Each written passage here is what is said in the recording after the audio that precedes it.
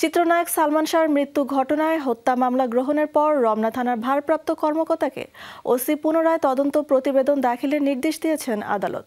বাদীপক্ষের করা রিভিশন মঞ্জুর করে সোমবার ২০ অক্টোবর ঢাকার ষষ্ঠ অতিরিক্ত মহানগর দায়রা জজ মোহাম্মদ জান্নাতুল ফেরদৌস ইবনে হক এই রায় দেন।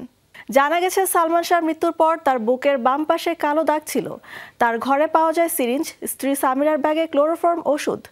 তখন আত্মহত্যার প্ররোচনা মামলা হয়নি। পোস্টমর্টমে উল্লেখ ছিল আত্মহত্যা।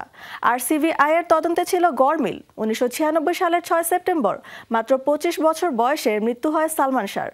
তখন তার মৃত্যুতে আত্মহত্যা বলে দাবি করেন অভিনেতার সাবেক স্ত্রী সামিরা হক। কিন্তু সালমান শাহর পরিবারের দাবি ছিল এটি কোনোভাবেই আত্মহত্যা নয়, সুপরিকল্পিত খুন।